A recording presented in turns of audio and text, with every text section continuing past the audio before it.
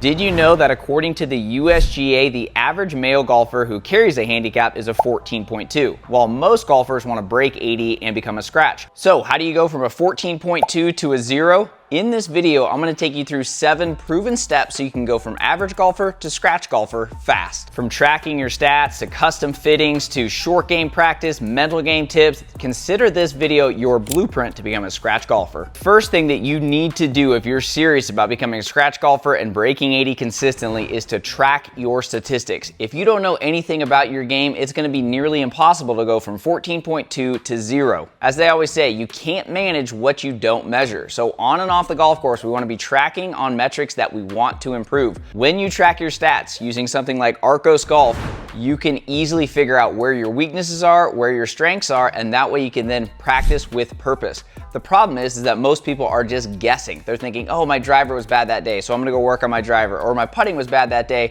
so I'm gonna go work on my putting.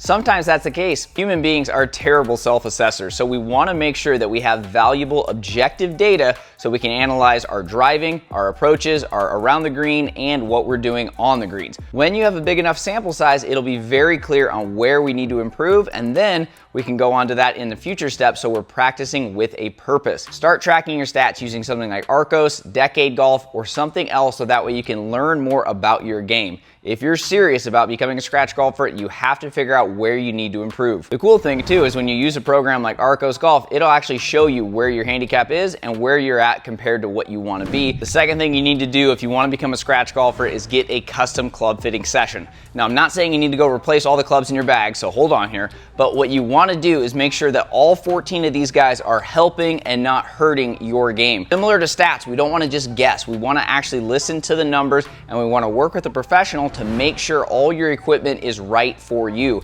Otherwise, you might be losing distance, accuracy, and or missing a lot of putts. So invest in yourself with a custom fitting session. A lot of times it can just be tweaking your current irons, maybe making the lie angle right, maybe adjusting your driver. Sometimes you are going to need some new equipment as well, but we just want to make sure that every club is there, you have the right distances, no big gaps, and all the lie angles are helping your game. Plus, if you do want to get some new clubs, they can easily test out different irons, different drivers, different shafts, so that way you can ensure that you're not going to have any buyer's remorse and every club is helping your game. The third thing that you have to do if you want to become a scratch golfer is learn Decade Golf and proper course management strategies. When you understand target selection, when you should aim for the pin, when you shouldn't, when you should hit driver, when you should hit 3-wood, and a lot of other principles that are preached inside Decade Golf, it's going to make it so much easier to break 80 and hopefully get to that 0 handicap. Decade is a course management system, but it also lets you track stats, you get free yardage books that you can print out, and a lot of other features to help you play wicked smart golf. Make sure to watch this video if you want to learn more about Decade. Before getting into my next tip, let me know, what is your current handicap? Hit the comments now. The fourth thing that we have to do if we want to become a scratch golfer is increase our distance. So once you know more about your game, you have the right equipment, you understand course management, now you have to think about distance, because distance is directly correlated with lower scores. As you can see on this graph, lower handicap golfers simply hit it longer. So if you want to become a scratch golfer eventually, we got to increase our driving distance, because according to one of the USGA's distance report, the average male only hits it about 215 yards off the tee,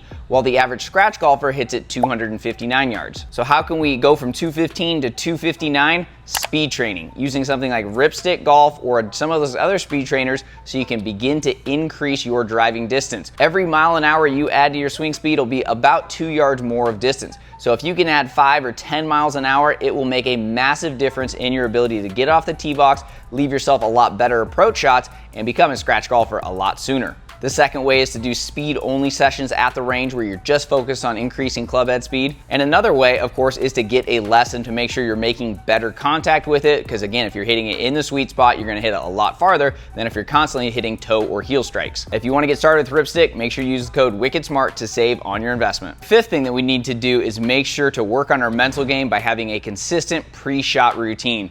If you don't have a good pre-shot routine, all that hard work at the range is not going to show up for you on the golf course. Scratch golfers have a solid mental game. They understand their game, they make good decisions, they have a good commitment level, and they don't let doubt and fear get in the way. That's where a pre-shot routine comes in. A good routine will make it easy for you to analyze the lie, pick the right targets, pick the right clubs, and walk into every shot with confidence. When you have the right mental game, you're also going to be able to develop a post-shot routine, which is kind of the end of that pre-shot routine. So when you do hit less than perfect shots, you're going to be able to cope with them, and you're not going to have one bad shot lead to another, and hopefully will help you avoid those blow-up holes. So what you want to do is make sure you're practicing your pre-shot routine when you're at the driving range or the chipping or putting green, because you have to make it consistent. So that way you do the same set of rituals before you hit the shot, and then you do the same thing on the golf course. When you practice that, you get the timing right, you have the same number of looks at the target, you have the same process, your mind will be a lot more calm, and you're gonna have a lot more consistency and commitment. So make sure to spend time on that pre-shot routine in practice so it shows up for you on the golf course,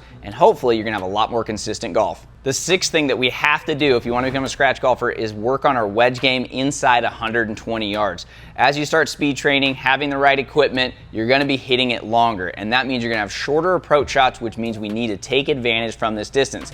Now, when you learn the principles inside decade golf, that doesn't mean you need to always try and make birdie with wedges. In fact, you actually just want to hit the green most of the time. If a putt drops, great. We don't want to play too aggressive, but we need to spend more time practicing these shots. The problem is, if you go to the driving range, most people are just bombing drives all day, hitting a lot of mid-irons, and not focused on the scoring zone. Outside of 120 yards, your goal is pretty much to avoid bogeys or doubles. Par is great.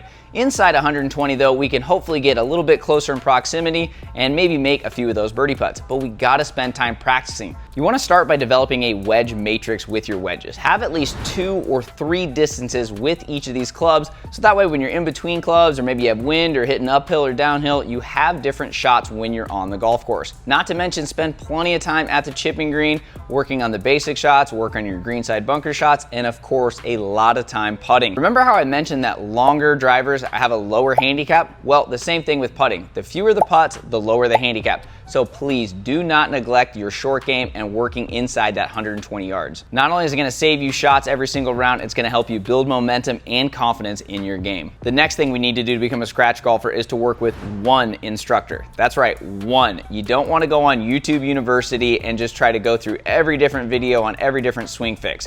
You want to work with one person, so that way you're not getting conflicting information and you're able to build a plan and stay consistent in your approach. The good news is that you don't have to just hire in-person instructors anymore. There's a lot of different apps and programs on there where you can get online lessons, but find one person and work with them. If you work with too many people or try and do too many swing changes that you see on social media or YouTube, a lot of times it leads to information overload. You're playing golf swing versus playing golf, and a lot of times that advice not be actually customized to your game. So make sure you find someone that you trust and work with them consistently. These proven 7 steps are going to help you go from average to scratch fast. But don't forget the last lesson, and that's to stay patient and trust the process.